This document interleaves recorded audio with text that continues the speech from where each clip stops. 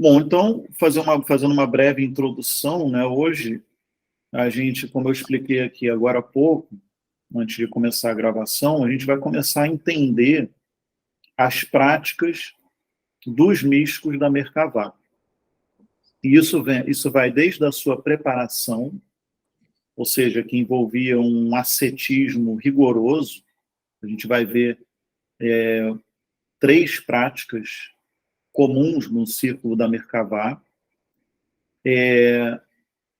como também a gente vai analisar como se dá o processo do arrebatamento místico, né? Lembrando que a principal inspiração desses místicos da Merkavá é o primeiro capítulo do livro de Ezequiel, né? Quando ele é, então, tomado de um vento tempestuoso, como diz o texto, né? E ele começa a ter várias visões, várias imagens.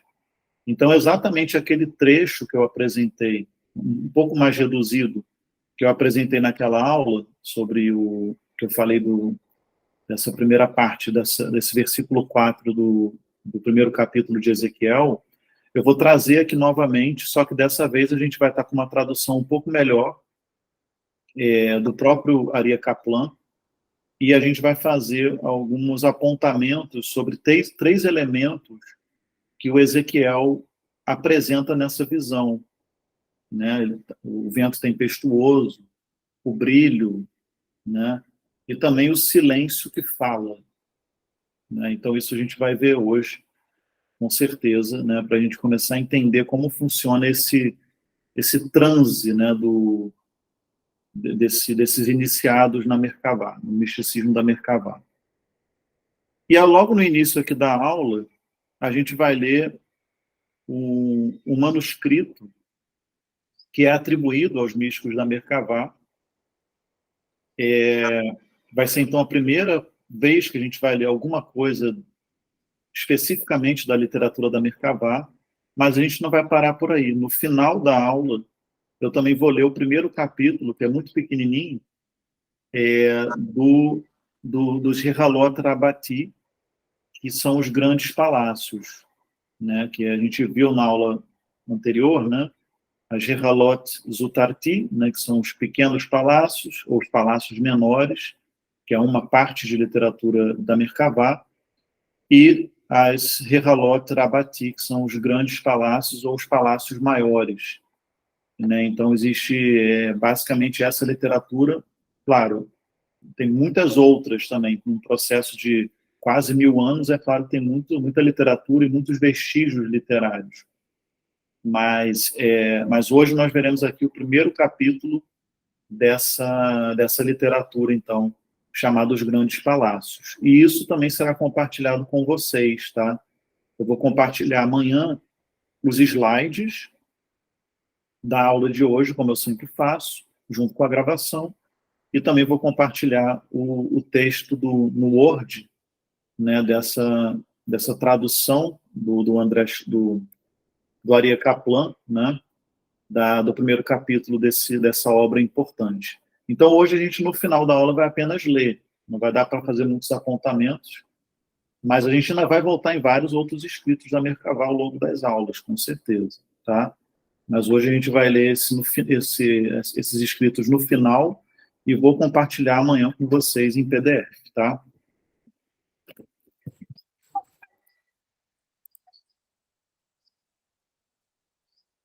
Bom, e a aula de hoje, mantendo aí o costume que eu tenho seguido, a gente já começa com uma citação importante, né? Como eu expliquei, a gente vai começar já com o manuscrito de Munique dos textos das Rehalot, né? Então, um dos tantos vestígios de literatura da Merkavá, ou Rehalot, que nós temos, né? Por que eu escolhi esse especificamente? Porque ele complementa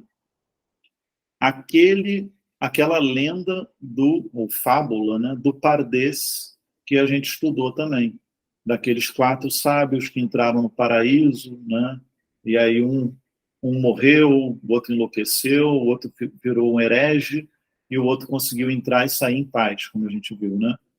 Então, a gente viu que tinha alguns elementos ali como, por exemplo, a questão da água, né, que eu expliquei que isso tem a ver com uma sensação dentro desse processo de ascensão da consciência, segundo os místicos da Merkabah, e isso fica mais claro nesse manuscrito que a gente vai ler aqui hoje, tá?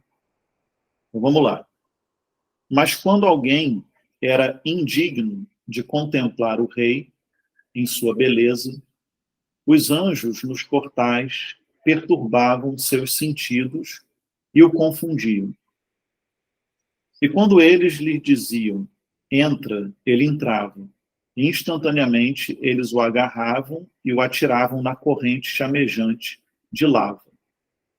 E no portão do sexto palácio, era como se centenas de milhares e milhões de ondas de água se levantassem contra ele, e não havia uma única gota de água, só o brilho etéreo das placas de mármore com que o palácio era revestido. Mas se ele estava em pé, em frente aos anjos, e perguntava: qual é o significado dessas águas?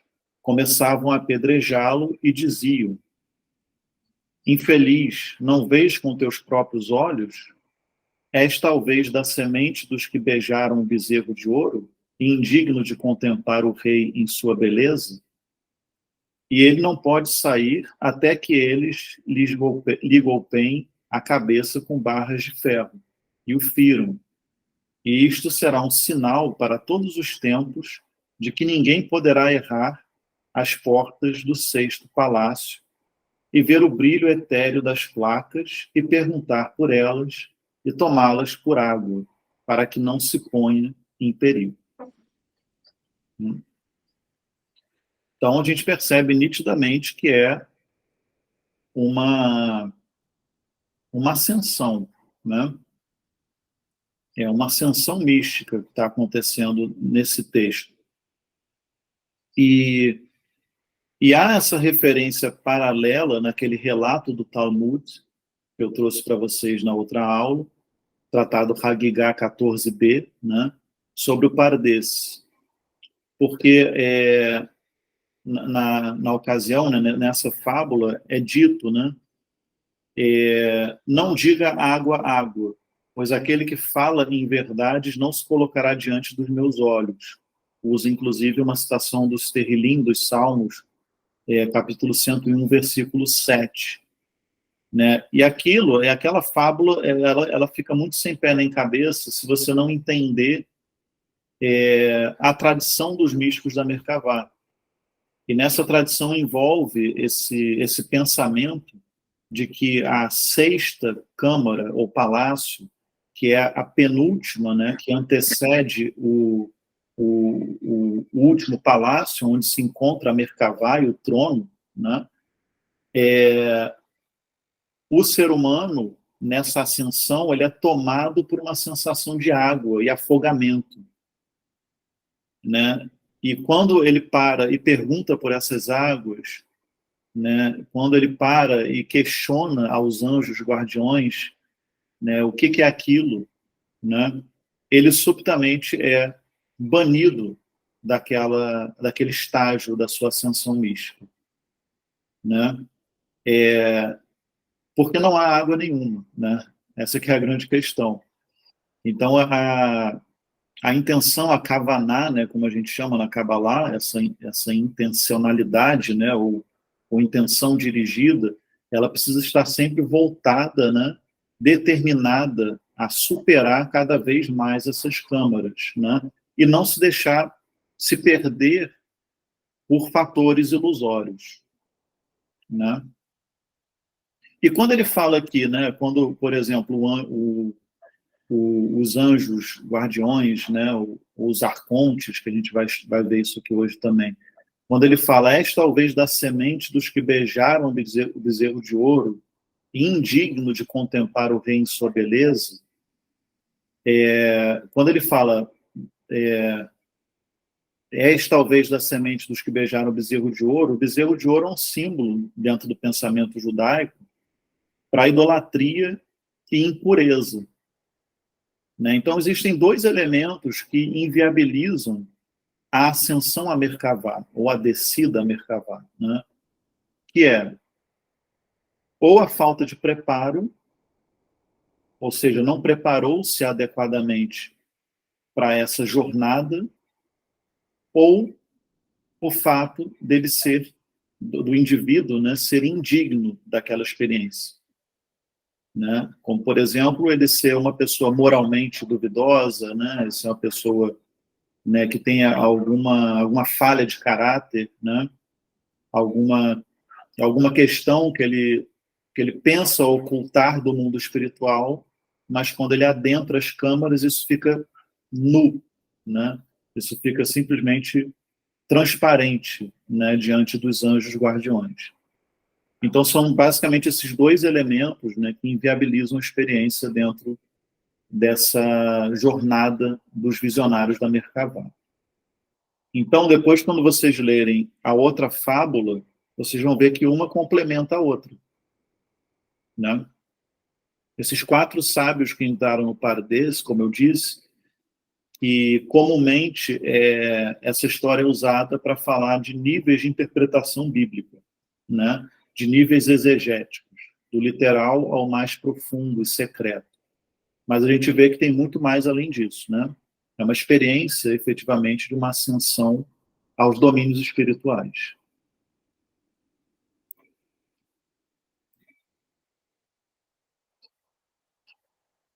Bom, há um pequeno resquício, né? Não sei se a gente ainda vai bater muito nessa tecla, talvez com cada vez menos frequência, mas só para a gente fechar uma parte importante, eu trouxe aí 2 etapas dos escritos da Merkabah, que nós já falamos um pouco aqui, né? Das características. Não entramos na literatura em si, mas falamos das características delas, né?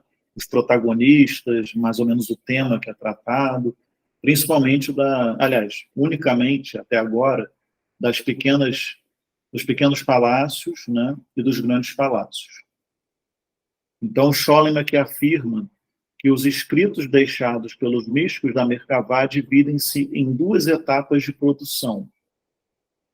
Primeiro, os mais antigos, quando o movimento ainda era uma realidade atuante. E segundo, os últimos, quando o movimento entrou em processo de declínio. Então, no primeiro ponto, né, nesses mais antigos, a gente vê características na literatura que dão muita atenção, por exemplo, aos sinetes ou selos. Né? Eu vou usar essas 2 palavras, porque o Kaplan usa selo, o Scholem usa sinete, né? Que é justamente essa arma mística que o visionário da Merkabah usa para poder atravessar de uma câmara para outra. Né?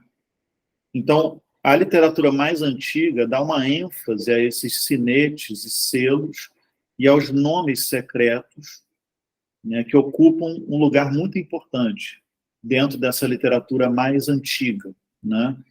E isso é representado muito bem nas grandes Rehalot, né, nos Rehalot Rabati e nos Rehalot Zutarti, ou seja, nas 2 literaturas que a gente já viu aqui, né, já falamos aqui, os grandes e os pequenos palácios.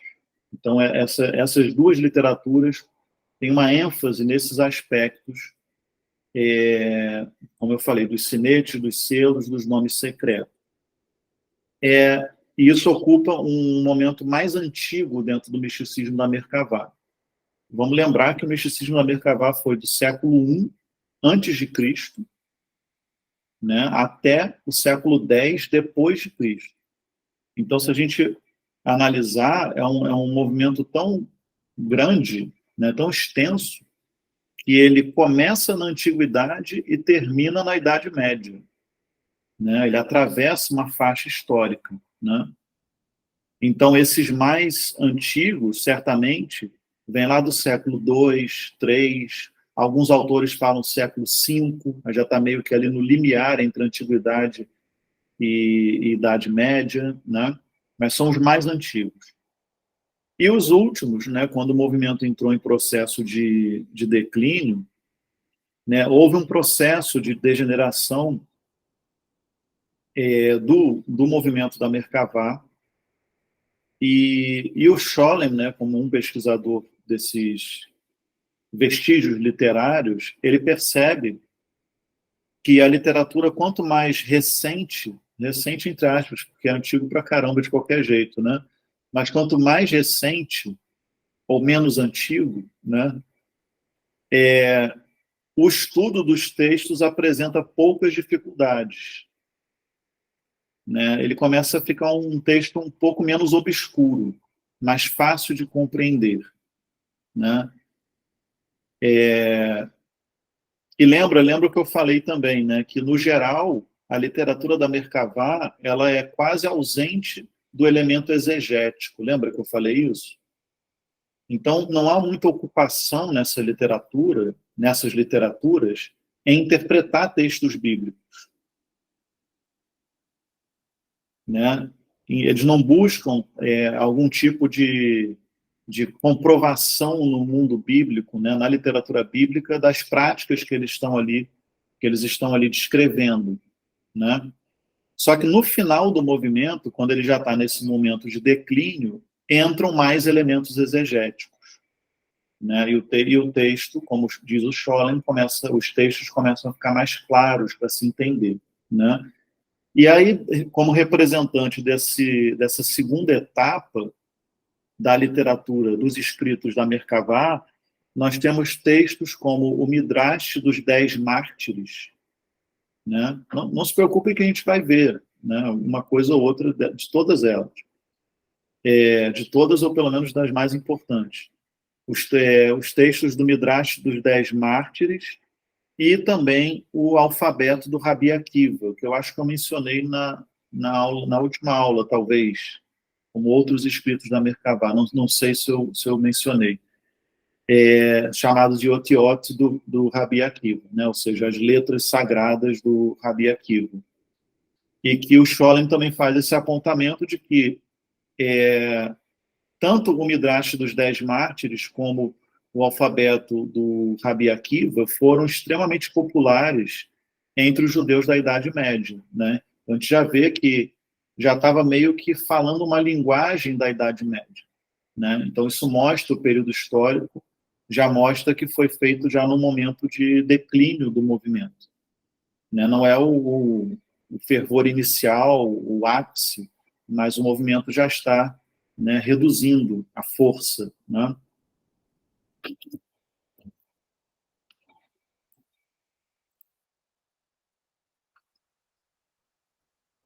Então, chegamos ao momento tão aguardado, né? Nós vamos hoje, então, entrar na Merkavá, né? Ou pelo menos entender como faz para chegar nela, né? A primeira questão, a título, né, de conceito, rumo a Merkavá, subir ou descer. Na jornada rumo a Merkavá, os místicos descrevem das duas maneiras, o que deixa a coisa ainda mais confusa, né?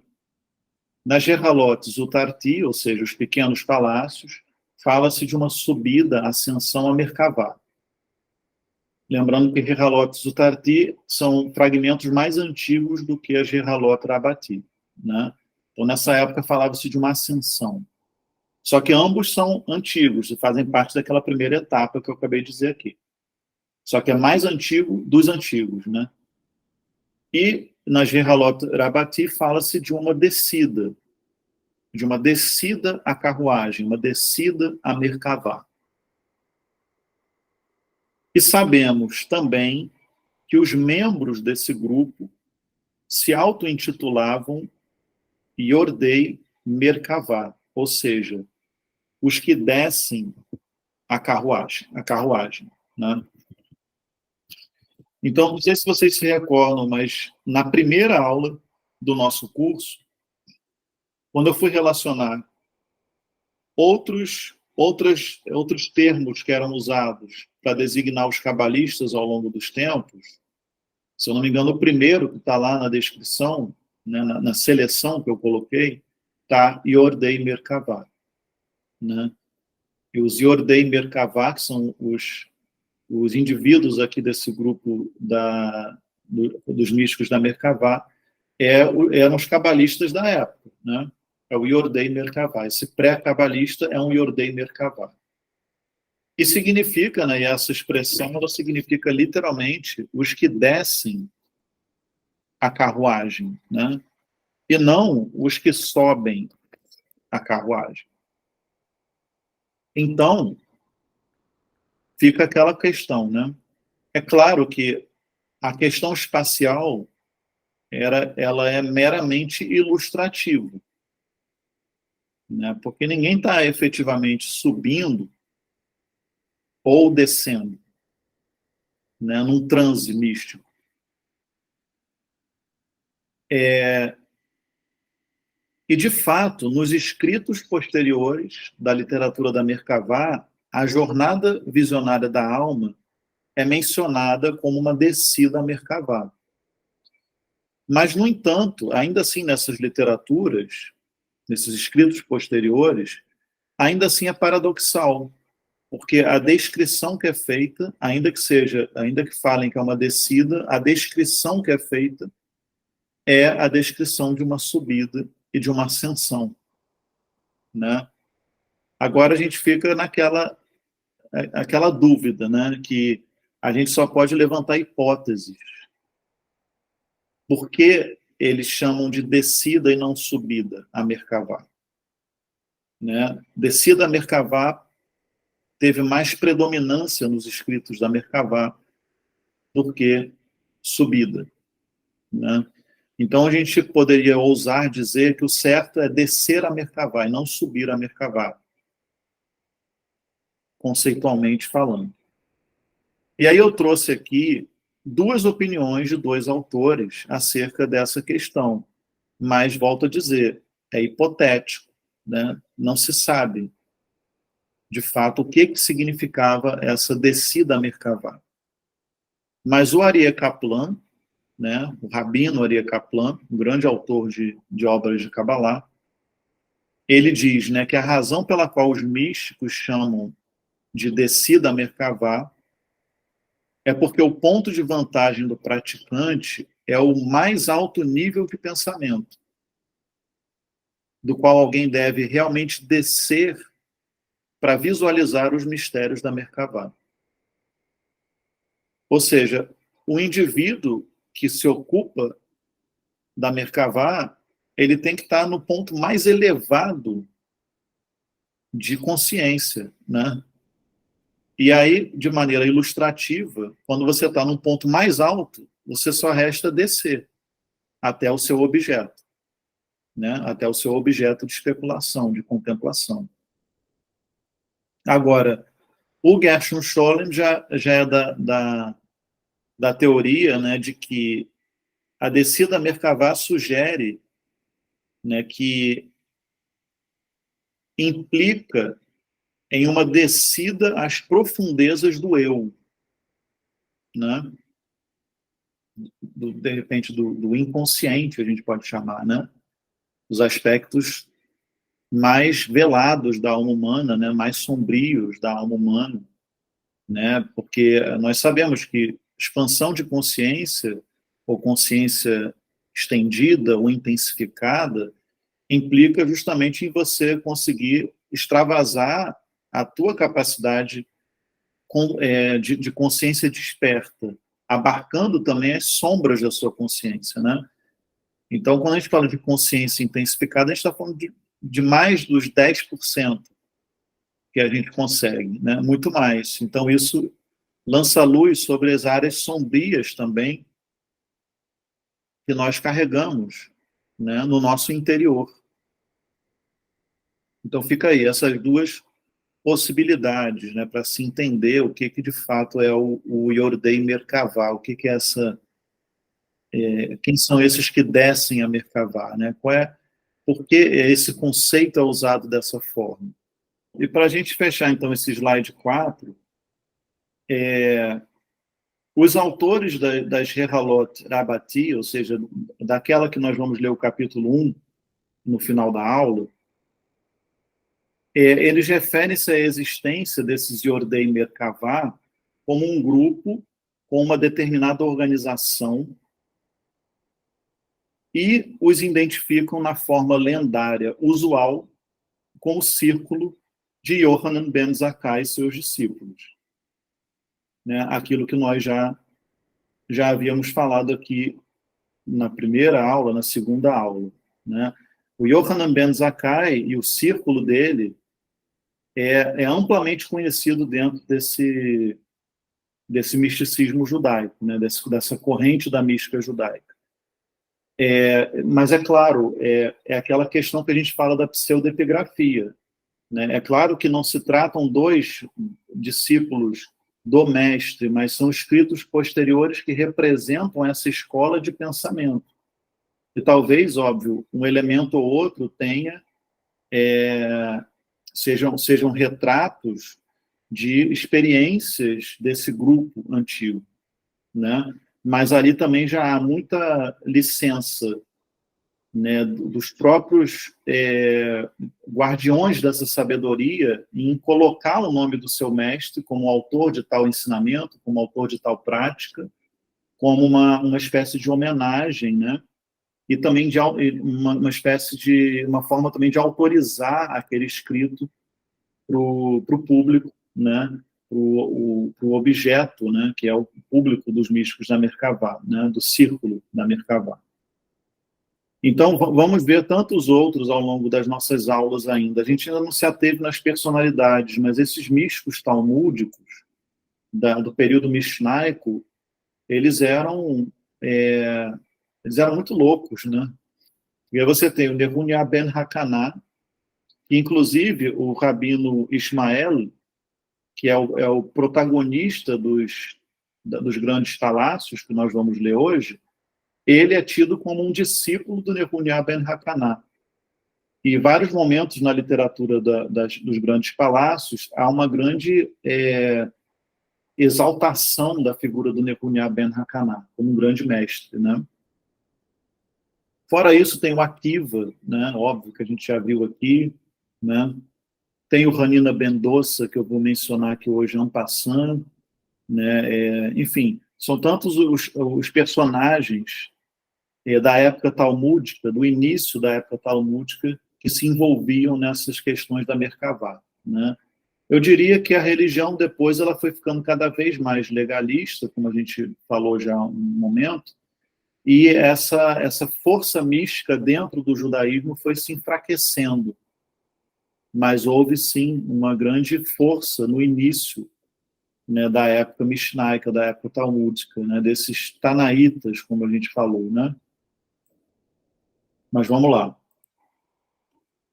Agora, vamos falar um pouco da preparação desses místicos para adentrar dentro desses domínios espirituais, né? Eu me refiro às práticas ascéticas, né? Sobre as práticas ascéticas que antecedem a jornada do visionário, encontramos um importante relato de Rai Ben Sherira, chefe de uma academia babilônica, né? O Rai Ben Sherira, ele é conhecido também como Rai Gaon, tá? Gaon, né? Gaon, Gaon, é um nome hebraico que significa brilho ou esplendor, e é uma espécie de título, né, para grandes mestres das escolas rabínicas que existiram na Babilônia, né? Especificamente duas, né, escolas babilônicas, que era a escola de Sura, uma cidade chamada Sura, e a Pumbedita, né? O Rai Gaon, o Rai Ben Sherira, era de Pumbedita, né? Então ele era um rabino-chefe desse grupo. Então, o que tudo indica, né, ele viveu do século X para o século XI. Né? Então, há um relato desse Rai Ben Sherira, você vê, já é no final, a gente já pode dizer que o misticismo da Merkavá acabou, a priori, né? Já declinou bonito. Mas há um relato do Rai Ben Sherira sobre a prática sobre essas práticas ascéticas que antecedem a jornada do visionário, que é bem interessante. Que ele diz o seguinte: muitos sábios foram da opinião de que aquele que se distingue por muitas qualidades descritas nos livros e que tem o desejo de contemplar a Merkavá e os palácios dos anjos nas alturas, precisa seguir um certo procedimento. Deve jejuar alguns dias, pôr a cabeça entre os joelhos e recitar muitos hinos e canções, cujos textos provêm da tradição. Então ele percebe o interior e as câmaras como se visse os 7 palácios com seus próprios olhos, e é como se penetrasse num palácio atrás do outro e visse o que eles contêm. Né? Então, esse relato do Rai Ben Sherira é por volta do ano 1000 da Era Comum, né, da Era Cristã. Né? Então, primeiro, né, ele relacionou aí 3 práticas, que é o que tudo indica, né? Talvez tivessem mais, mas nesse relato que a gente tem escrito, né, datado dessa época, ele fala em jejum, ele fala em colocar a cabeça entre os joelhos e recitar muitos hinos e canções. Né? O primeiro, que está aí em vermelho, né, o jejuar, o ato de jejuar, é muito comum no judaísmo desde sempre. Né? Jejum é uma palavra, a palavra no hebraico para jejum é a palavra tsom, que significa contração. Né? A palavra, quem já ouviu falar em tzimtzum, né, que é a contração de Deus, quando Deus se contrai para abrir espaço para criar. Né? Porque se Deus estava em tudo, como é que ele ia criar? Então ele cria um vácuo, né, em si mesmo para poder criar. Um pensamento bem abstrato que foi bem desenvolvido no século XVI com Isaac Luria. Né? Então a palavra tsom, ela tem a mesma raiz de tzimtzum, contração, né? Contrair-se. Então o que é o jejum? O jejum é uma forma de você, basicamente, enfraquecer o corpo para fortalecer o espírito. Por mais estranho que isso seja. Né? Reduzir as necessidades do corpo, as necessidades da matéria, do físico, para fortalecer o campo espiritual. É claro, existem vários outros pensamentos acerca do jejum, inclusive no próprio judaísmo tradicional. O jejum, às vezes, é usado até como luto. Né? Em dias de luto, né, feito jejum, tem dias instituídos no calendário judaico para jejuar e tudo mais. Aqui o jejum é como prática preparatória, né? E basicamente tem esse objetivo de sensibilizar o indivíduo para os domínios espirituais. Né? Então, quanto menos influência da matéria, quanto menos a energia magnética da matéria estiver sobre ele, mais ele está leve, né? E preparado para poder sentir as dimensões espirituais. Sobre esse jejum, o próprio Scholem diz que, vez ou outra, você vê na literatura da Merkavá falando que 12 dias de jejum é o ideal. Outros vestígios de literatura falam 40 dias. Né? Mas o fato é aquilo que a gente já havia conversado aqui em aula, como os fragmentos da literatura da Merkavá mostram vários experimentos desses místicos, não havia uma doutrina muito correta, né, organizada e homogênea. Então, cada um tentou de um jeito, cada um fez isso. Eu jejuei por 12 dias e deu certo, eu jejuei por 40, foi melhor. Né? E iam, assim, relatando as suas experiências e criando as suas doutrinas, as suas regras. Né? Mas, como são várias, né, um emaranhado de várias tradições que se, né, entremeiam ali, a gente vê vários, né, várias indicações, né, de práticas. Agora, o segundo, que é pôr a cabeça entre os joelhos, que é um segundo ponto aí ligado a essa prática ascética, o Gershon Scholem diz que o colocar a cabeça entre os joelhos promove alterações no estado de consciência, porque ele induz a uma certa auto-hipnose, né? Uma auto-hipnose. Colocar a cabeça entre os joelhos e assim permanecer, né, por um tempo. O Hanina Ben Dossa, que eu falei que eu ia mencionar aqui, né, que ele foi discípulo do Yohanan Ben Zakkai, ele praticava essa postura com o objetivo de autodesligamento.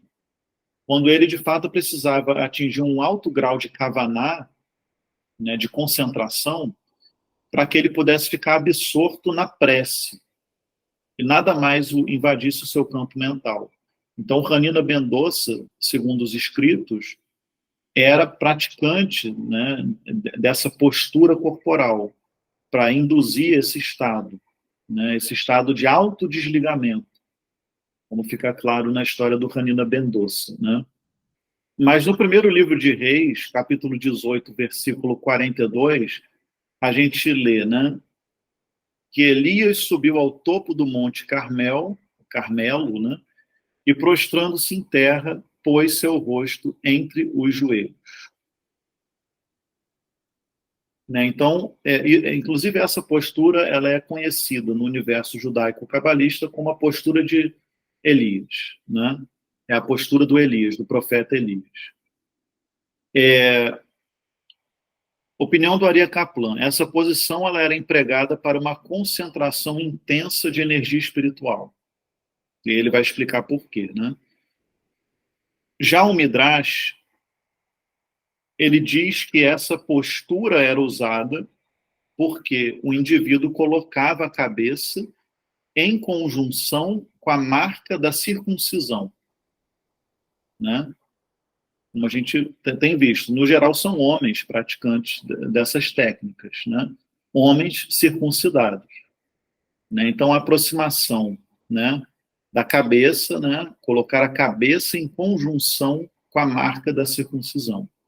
Né? Aproximar a cabeça dos órgãos sexuais. Agora, explicando essa questão que o Kaplan coloca, né, da concentração intensa de energia espiritual que essa postura produz, né? Quando a gente fica nessa posição, todas as forças se reúnem, essas forças no corpo que eu expliquei, né? Os 10 dedos da mão, né? Em outros momentos a gente vai, em outros estudos e outras doutrinas, a gente vai ver que os dedos da mão são as 10 sefirotes, para começar, né? E os 10 dedos dos pés também são as 10 sefirotes. Então, você tem potências na mão, potências nos pés. Né? Então, quando você fica nessa posição, você aproxima os 10 dedos da mão com os 10 dedos do pé, a língua e o órgão sexual. Então, nós temos 10 mais 10, que são os dedos dos pés, né? 10 da mão, 10 do pé, mais um, que é a boca, especificamente a língua, e mais um, que é o órgão sexual. Então, nós temos aí 22 elementos dentro dessa experiência, nessa postura, né, de auto-hipnose, como diz o Scholem, né? Então, isso equivale naturalmente às 22 letras do alfabeto hebraico. Então, o Kaplan completa dizendo, né, que o nosso corpo, né, o corpo do indivíduo, quando fica nessa postura do Elias, ele se torna um alfabeto vivo, né? Aonde ele pode escrever no domínio espiritual. Olha só, chega a ser até poético, né? Nosso corpo se torna um alfabeto vivo. E com esse alfabeto a gente escreve no domínio espiritual. Por fim, recitar muitos hinos e canções, né? cujos textos provêm da tradição. Né? Então, no geral, os hinos ou canções são formas de você entrar em contato com o anjo. Né? Falou em melodia, falou em variação melódica, a gente está entrando no domínio espiritual e a gente está se sintonizando com forças angelicais. Né? A tradição judaico-cabalista diz, né, que os anjos eles cantam incessantemente frente ao trono da glória. Né? Então, a cantilação, né, a recitação desses hinos e canções são formas, né, da gente até mesmo influenciar aquelas forças angelicais nas quais a gente está adentrando. Né? Mas a gente ainda vai ver os hinos. Né? Nós veremos alguns hinos aqui ao longo das aulas. Eu quero trazer alguns dos hinos. Se eu conseguir com o hebraico, melhor, mas talvez eu consiga só mesmo no português, mas eu vou tentar ver como é que eu consigo o mais próximo de uma tradução mais essencial e mais bacana para a gente poder analisar esses hinos místicos da Merkavá. No geral, são todos cantos de louvor, né? Muito semelhante aos salmos, né? Que exaltando o Criador, exaltando Deus, exaltando o trono, né? São todas nesse sentido, né? Exaltando a eternidade de Deus, né? Coisas nesse sentido. Nós veremos isso daqui para frente,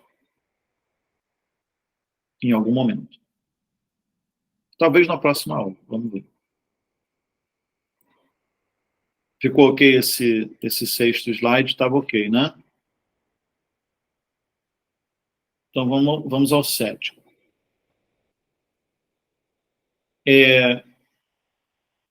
Para a jornada visionária, existem perigos. Como a própria fábula dos 4 sábios que entraram no Pardes deixa claro. Só um se deu bem naquela história, né? Que foi o Rabi Akiva, o protagonista, como eu falei, né? O herói da ação mística. E ele, inclusive, é o protagonista das pequenas Rehalot, né? Dos pequenos palácios. O protagonista dos grandes palácios é o Rabi Ismael. A gente vai ver hoje aqui. Então, nessa fábula, a gente vê que um enlouqueceu, né? Ele ficou abalado mentalmente. Foi até o Ben Zomar, né? Um sábio que nós já até estudamos aqui em aula. Um outro morreu e o outro virou um herege, né? Ou seja, ele desistiu, deixou de acreditar em tudo, né? Ele se tornou cético com absolutamente tudo. E o Rabi Akiva conseguiu entrar e sair em paz desse domínio espiritual. Então, a tradição, né, seja aquilo que chegou a Mishnah e depois foi eternizada no Talmud, ou seja, o que é apresentado nos relatos na literatura da Merkavá, o fato é que existem perigos. E para esses perigos, há necessidade, além da preparação, também desses sinetes mágicos ou selos, que a gente vai, aos poucos, a gente vai vendo isso aqui, tá? Mas aí eu relacionei aqui uma citação do Gershom Scholem, das correntes da mística judaica, página 56, se a Bianca que comprou o livro, está lendo, se quiser depois dar uma olhada, que ele diz assim: os perigos da ascensão através dos palácios e esferas da Merkavá são grandes, particularmente para aqueles que empreendem a jornada sem a necessária preparação, para não mencionar os que são indignos de seu objeto. À medida que a jornada avança, os perigos tornam-se cada vez maiores. Anjos e arcontes atiram-se contra o viajante para forçá-lo a regressar. Um fogo que provém do seu próprio corpo ameaça devorá-lo. Mas antes disso, deixa eu só falar um ponto aqui, que eu também quero trazer isso em aula, talvez na próxima a gente fale sobre isso. Que nessa jornada do visionário, existe também uma transfiguração, né? Como se, como se o místico ele fosse abalado num nível tal que isso afeta toda a sua estrutura, né? Então, essa sensação de um fogo que vem do corpo, essa sensação de que você está perdendo os membros do corpo, também isso é um dos relatos dos místicos da Merkavá, é conseguir continuar em pé, sem braço, sem perna, coisas nesse sentido. Ocorre uma certa transfiguração nesse processo, e que existe, inclusive, no livro de Enoque, o livro de Enoque do grupo da Merkavá, né, um tratado de Enoque, que fala sobre, que é uma história que conta como Enoque se tornou o anjo Metatron. E ele, nesse relato, ele conta o que aconteceu com o corpo dele, né? Porque o Enoque, ele é o principal representante desse ser humano perfeito, né, que andava junto com Deus e que evoluiu, ascendeu a um patamar tal que ele simplesmente foi atraído pela dimensão espiritual e se tornou um anjo. Como diz o texto, foi tomado por Deus, né?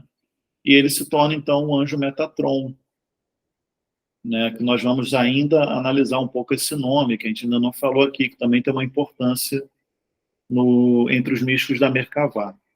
Agora, os arcontes, né, que a Fernanda perguntou, esse é um termo emprestado do gnosticismo, que o próprio Scholem usou aqui, né?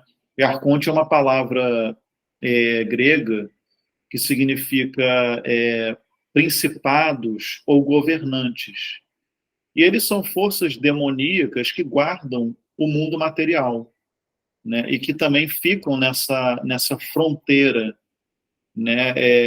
Lutando contra aquele que tenta vencer a sua servidão terrena, né? Ele tenta, então, pular a cerca, né, para o mundo espiritual. Então você tem esses anjos guardiões, esses arcontes, porque são forças do bem e do mal que residem dentro desse patamar, né, dentro desse domínio, né, e que está ali para justamente fazer a guarda, né, para a entrada aos domínios espirituais. E, no geral, são forças, tanto as angelicais quanto as demoníacas, diabólicas, como a gente pode dizer, são forças que, no geral, são dotadas de muita hostilidade. É quase que como são seguranças de Deus, né? Se você está vendo ali você está andando na rua, passa uma grande celebridade, né? Você vai lá correr para tentar pegar um autógrafo e você tenta penetrar ali aquele grupo de pessoas e daqui a pouco aparece segurança e faz aquela guarda ali e se coloca na tua frente. E às vezes é necessário até usar força física, se a pessoa for muito insistente, né? Então, é mais ou menos essa dinâmica que ocorre, segundo os místicos da Merkavá, quando você tenta vencer esse campo físico nessa jornada ao domínio espiritual, né? Ele te coloca no seu lugar, né? Você está confinado no corpo físico, é para você servir de forma terrena, né? Então ele faz questão de mostrar isso para o visionário. Agora existem chaves de nomes sagrados, de nomes códigos, que são usados para justamente como se fosse mesmo uma chave, né? Para você de fato conseguir passar aquela força opositora. Uma projeção espiritual. O Rabino Aryeh Kaplan acredita que a ascensão através das câmaras, palácios, se dá através de uma projeção espiritual, sem o uso do corpo ou de itens físicos específicos. Isso já está até óbvio para a gente aqui entender, né? Portanto, até mesmo os selos ou sinetes que o visionário precisa mostrar aos anjos vigias são imagens mentais dos nomes, né? Então, o que o Kaplan comenta sobre isso é que o indivíduo, nessa jornada, ele cria para si um corpo espiritual, né? E com as mãos desse corpo espiritual, ele segura os selos que devem ser mostrados aos anjos vigias, que, como a gente falou aqui agora há pouco, ele se opõe à libertação da alma de sua servidão terrena, né? E ele precisa mostrar esse cartão de autorização, né? Em cada portão para obter uma admissão. Então, esses selos, eles são empregados o tempo inteiro. E a gente não pode pensar também que era apenas um que guardava, né, o caminho de uma câmara para outra. Mas existe, nos próprios grandes palácios, você tem relação de oito anjos em cada um desses portões, entre uma câmara, né, entre um palácio e outro, né? Então é preciso, né, entender isso, que isso é uma prática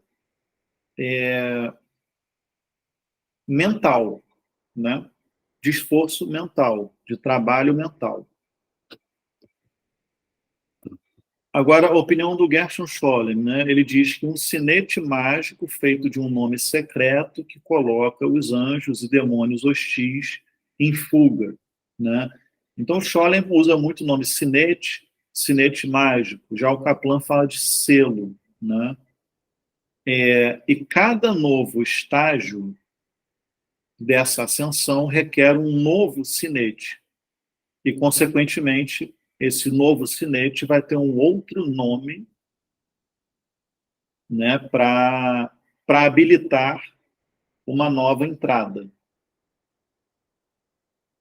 Cada sinete tem um password diferente, né? Com vários passwords, né? E se ele não usa esses sinetes mágicos, essas projeções mentais, há uma literatura da Merkavá, chamada Merkavá Rabbah, que eu devo ter mencionado aqui nas outras obras importantes. A Merkavá Rabbah diz que se ele não faz esse exercício, se ele não está muito ambientado, muito familiarizado com esses nomes, com esses sinetes e com essa prática, se ele está ali diante daquele anjo guardião, ou arconte, né, e ele não consegue convencê-lo, ele é arrastado para o fogo e para as chamas, para o vórtice e a tempestade que estão ao teu redor, ó terrível e sublime. Né? Citando aqui o Merkavá Arabá, né?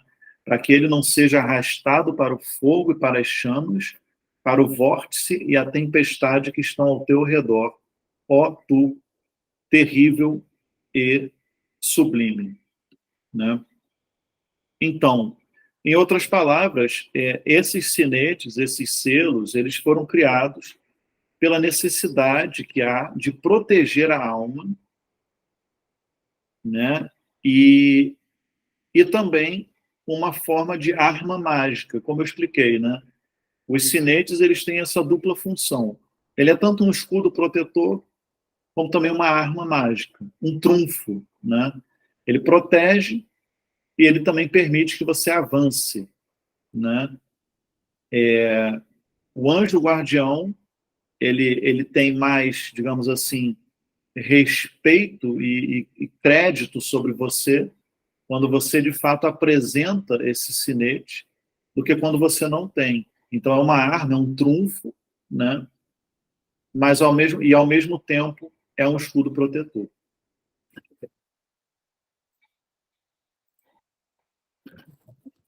Tudo bem aí, gente? Nesse slide que a gente acabou de ver? Tudo certo, né? Em algum momento, a gente vai entrar mais na literatura, em excertos da literatura, e a gente vai ver como isso funciona na redação mesmo do texto, né? estamos aí se aproximando do final.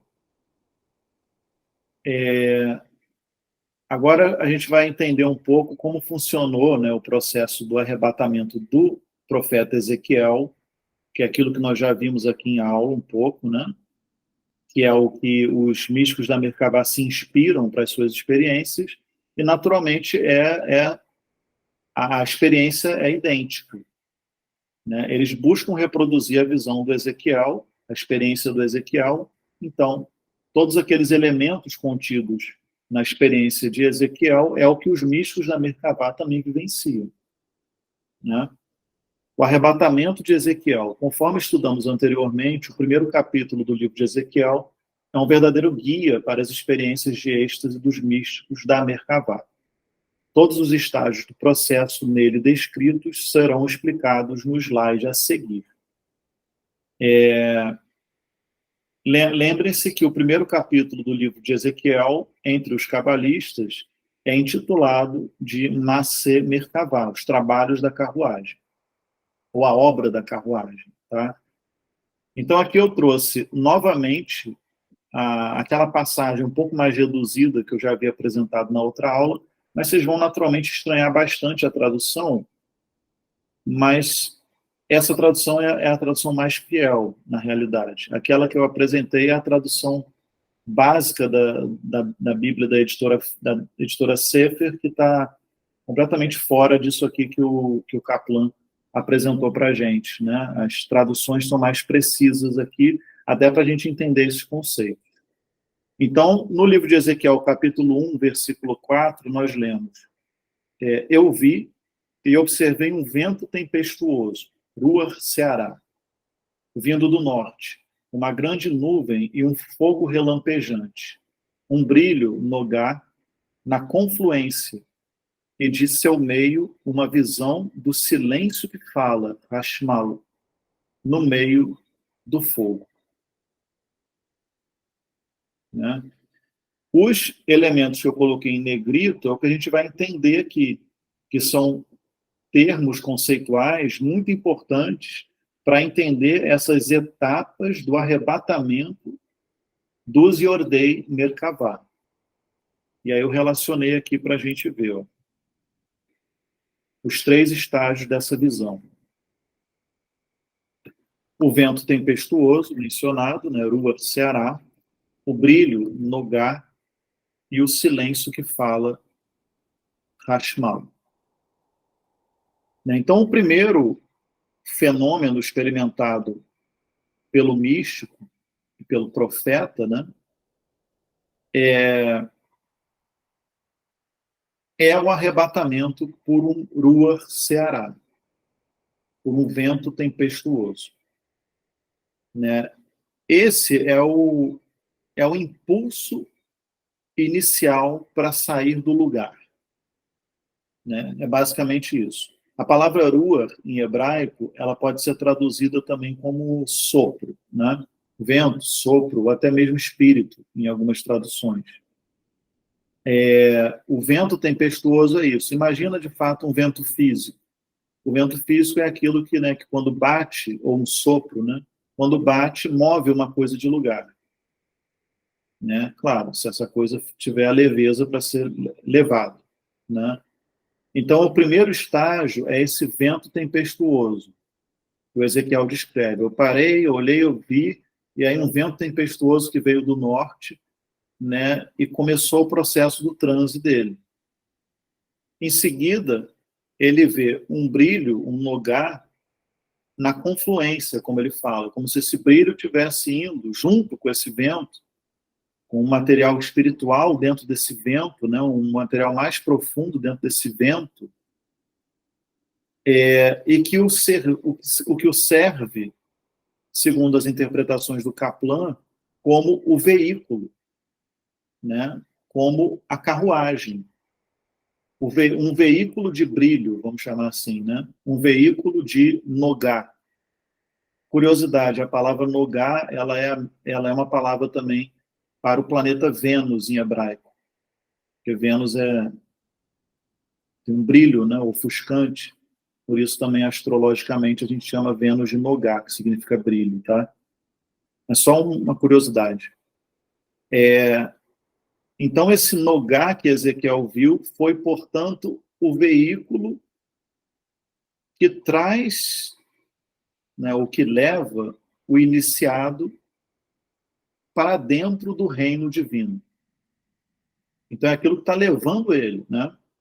O Ruach é para acordar, o Ruach Seará. Agora, o brilho que vem nessa confluência é o que arrebata e leva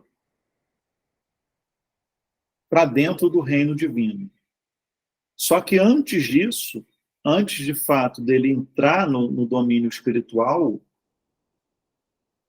ele está então para entrar nos mais altos níveis da Merkavá, ele então é testado por esse Hashmal, por esse silêncio que fala. Esse silêncio que fala, ele nada mais é do que uma força espiritual que separa o joio do trigo, né?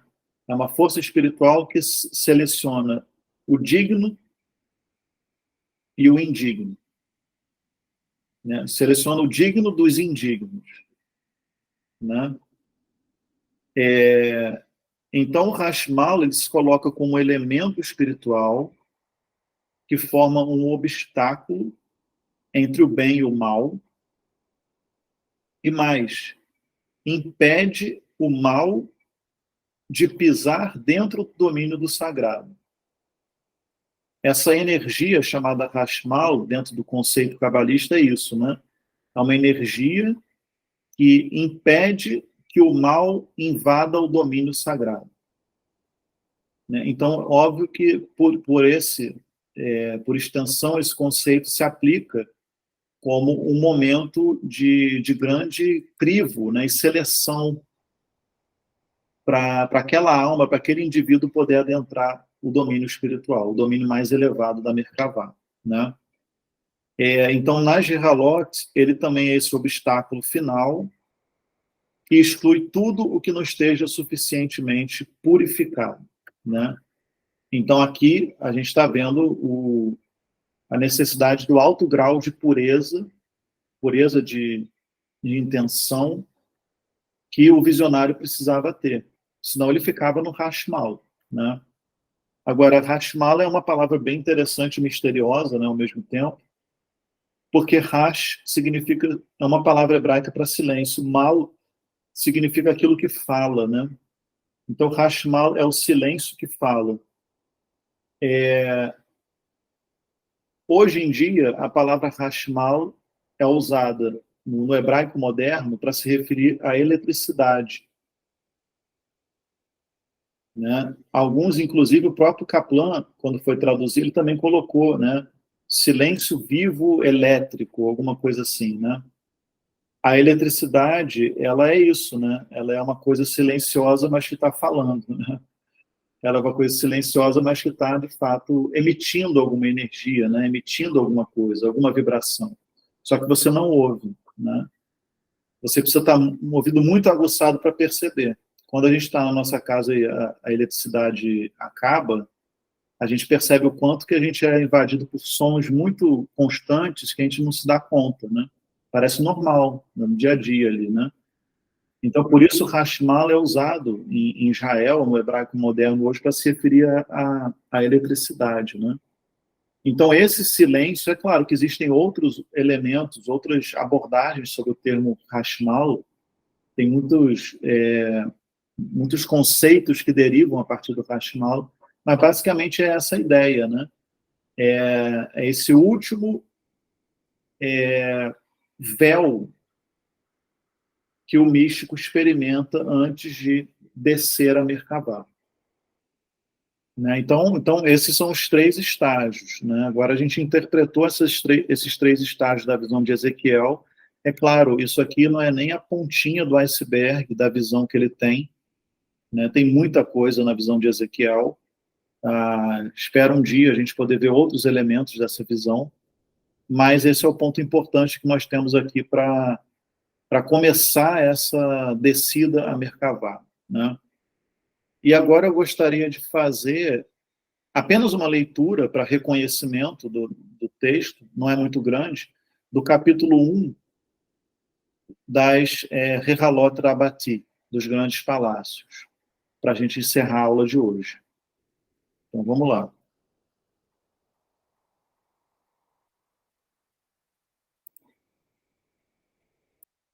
Lembrando que eu vou compartilhar isso aqui com vocês, tá? Vocês vão ter esse texto que eu vou converter para o PDF e mando lá no nosso grupo, tá?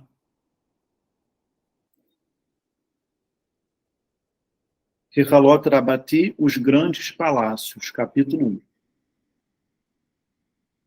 Rabi Ismael, lembrando que ele é o protagonista, né, disse: qual é o significado dos hinos que alguém deve cantar quando deseja olhar fixamente em uma visão da Merkavá, para descender em paz e para ascender em paz? Quando alguém está em um alto nível, ele pode entrar e é trazido e levado às câmaras divinas, onde lhe é permitido ficar ante o trono de glória.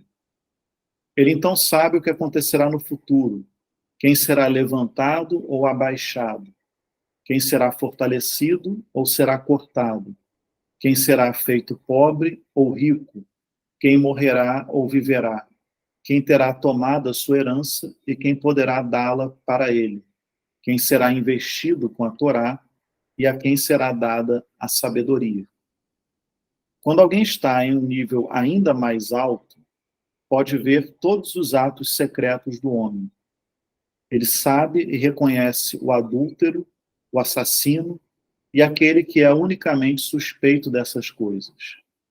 Tudo isso ele sabe e reconhece. Quando alguém está em um nível ainda mais alto, ele conhece todos os tipos de bruxaria.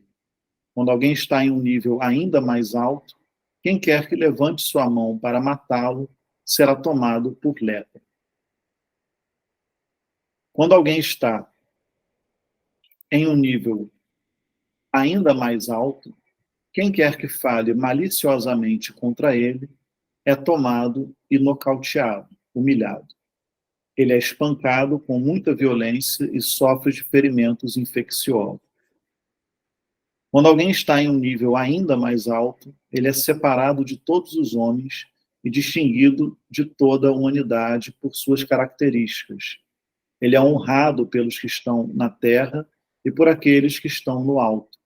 Quem quer que o tenha ofendido grandemente, o mal cairá sobre ele dos céus.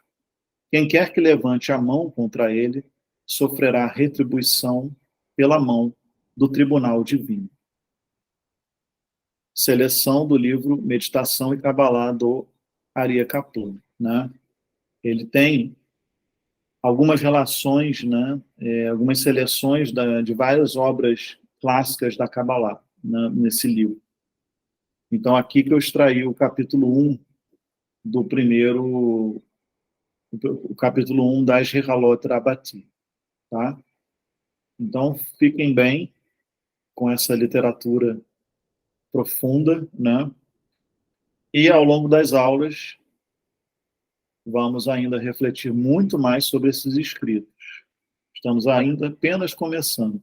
Vimos um pouco no início, aquele texto que eu apresentei também, dos escritos da Rehalot, né, da Merkavá, e agora mais um aí para a gente.